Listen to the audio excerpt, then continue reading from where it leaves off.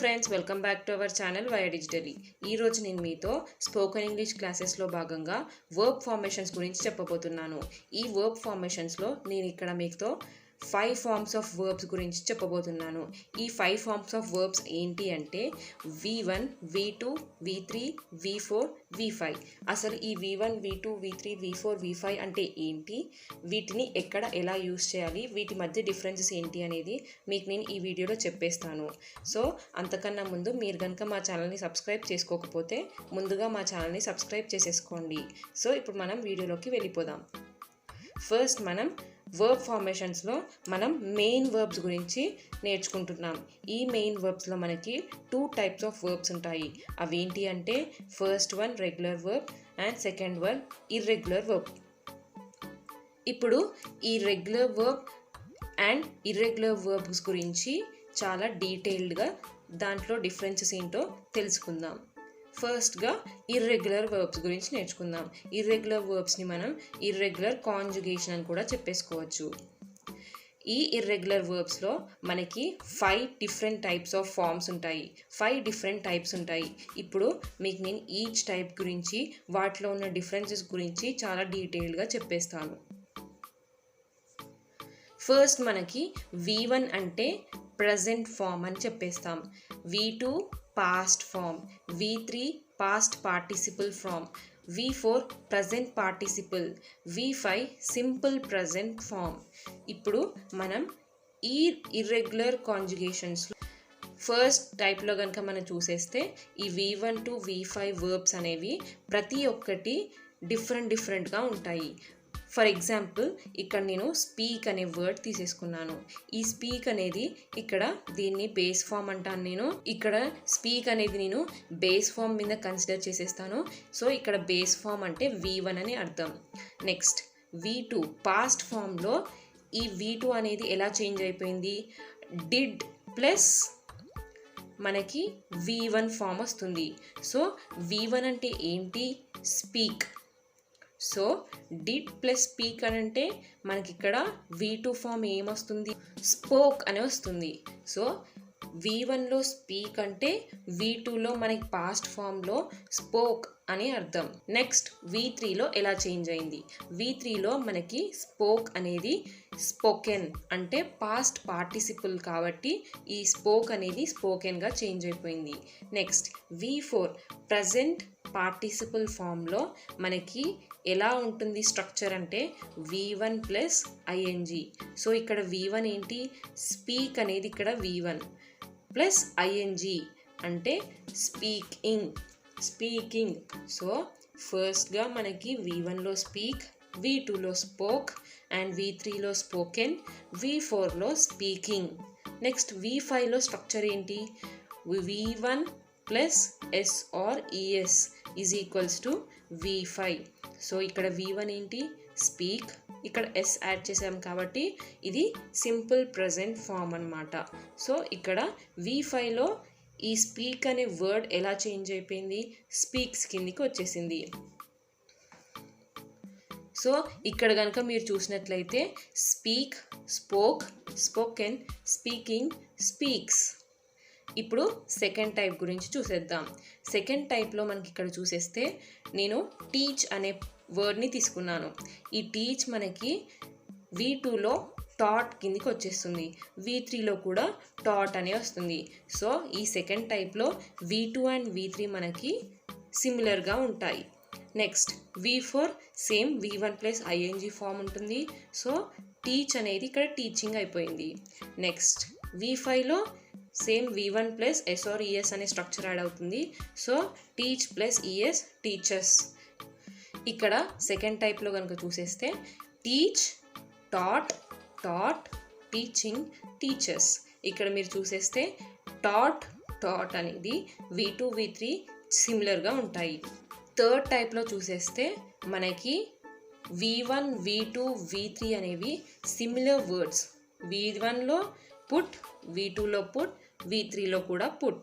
V4లో మనకి V1 plus ing putting, V5లో V1 plus S or ES puts.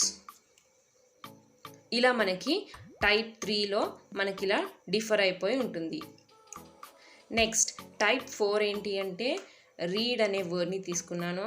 ఇక్కడ మనకి సేమ్ స్పెల్లింగ్స్ ఉంటాయి కానీ ప్రొనౌన్సియేషన్ అనేది డిఫరెంట్గా ఉంటుంది. ఇక్కడ రీడ్, ఇక్కడ read, reading, reads, read, read, reading, reads. So ఇలా మనకి టైప్ 4లో మనకి డిఫరెన్షియేట్ అయిపోతాయి. నెక్స్ట్ మనం రెగ్యులర్ వర్బ్స్ అంటే మనం రెగ్యులర్ ఫార్మ్స్ కూడా అనొచ్చు. రెగ్యులర్ ఫార్మ్స్లో మనకి 3 డిఫరెంట్ టైప్స్ ఉంటాయి. ఇక్కడ ఈ 3 డిఫరెంట్ టైప్స్లో మనకి V1 అంటే సిమిలర్గా V1 అంటే ప్రజెంట్ ఫామ్, V2 అంటే past form, V3 past participle, V4 present participle, V5 అనేది సింపుల్ ప్రజెంట్. సో ఇక్కడ నేను ఫస్ట్గా V1లో కిక్ అనే వర్డ్ తీసుకున్నాను. ఇక్కడ మీకు అన్నీ సిమిలర్గా ఉంటాయి. ఇక్కడ మీకు V2లో చూసేస్తే ఈడి అనే వర్డ్ యాడ్ అవుతుంది. నెక్స్ట్ V4లో V1 ప్లస్ ING, V5లో V1 plus SOR ES.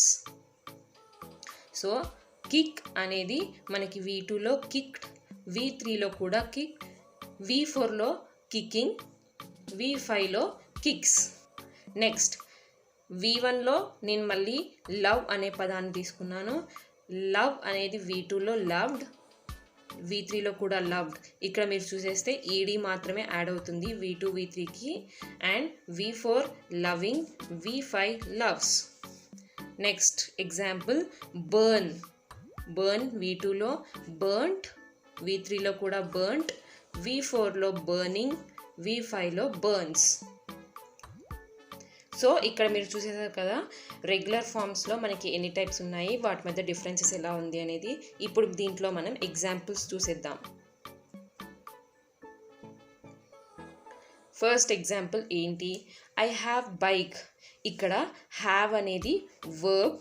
So ఇక్కడ ఒకటే వర్బ్ ఉంది కాబట్టి మనకి వర్బ్ని మెయిన్ వర్బ్ కింద కన్సిడర్ చేసేస్తాం. నెక్స్ట్ మరొక ఎగ్జాంపుల్ చూసేద్దాం. I have bat a bike. ఇక్కడ మనము చూసేసినట్లయితే హ్యావ్ అనేది వర్బే, బాట్ అనేది కూడా వర్బే. సో ఇక్కడ మనకి 2 వర్బ్స్ ఉండడం వల్ల మనకి ఒకటి హెల్పింగ్ వర్బ్ అవుతుంది అండ్ ఇంకొకటి మెయిన్ వర్బ్ అవుతుంది. సో ఇక్కడ మీరు చూసినట్లయితే హ్యావ్ అనేది హెల్పింగ్ వర్బ్. ఇక్కడ హ్యావ్ అనేది హెల్పింగ్ వర్బ్ కింద వచ్చేస్తుంది, బాట్ అనేది మెయిన్ వర్బ్ కిందకి వస్తుంది.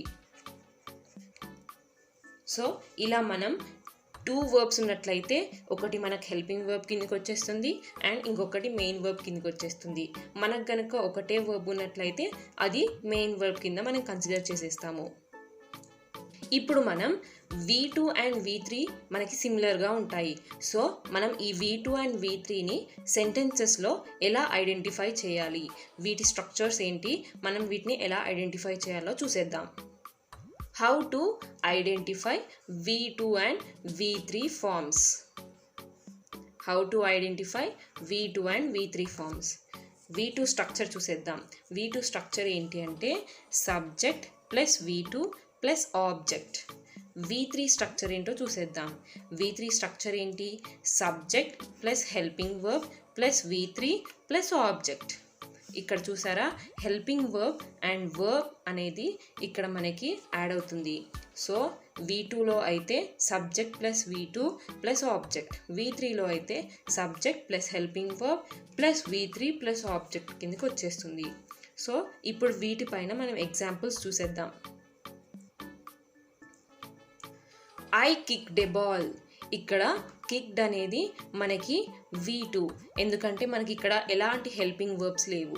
సో దీన్ని మనం V2 కింద కన్సిడర్ చేసేస్తాము. I have kicked a ball. ఇక్కడ మీరు చూసినట్లయితే హ్యావ్ అనేది హెల్పింగ్ వర్బ్ అండ్ కిక్డ్ అనేది V3. ఎందుకు V3? సో మనకి ఇక్కడ హెల్పింగ్ వర్బ్ వచ్చేసింది కాబట్టి ఇక్కడ V3 అనేది మనకి కిక్డ్ కిందకి వచ్చేస్తుంది. సో మనం ఇక్కడ కిక్డ్ అనే దాన్ని V3 కింద కన్సిడర్ చేసేస్తాము. సో ఫ్రెండ్స్, ఈ ఎగ్జాంపుల్స్తో మీకు how to identify V2 and V3 అనేది కూడా మీకు అర్థమైపోయింది అనుకుంటున్నాను. ఈ వర్బ్ ఫార్మేషన్స్ అనేవి మనకి టెన్సెస్లో అండ్ కాంపిటేటివ్ ఎగ్జామ్స్లో చాలా మెయిన్ రోల్ ప్లే చేస్తాయి. సో ఈ వీడియో కనుక మీకు హెల్ప్ఫుల్ అయినట్లయితే, ఈ వీడియో కనుక మీకు చాలా బాగా అర్థమైనట్లయితే లైక్ చేయండి, షేర్ చేయండి అండ్ మా ఛానల్ని సబ్స్క్రైబ్ చేసేసుకోండి. Thank you.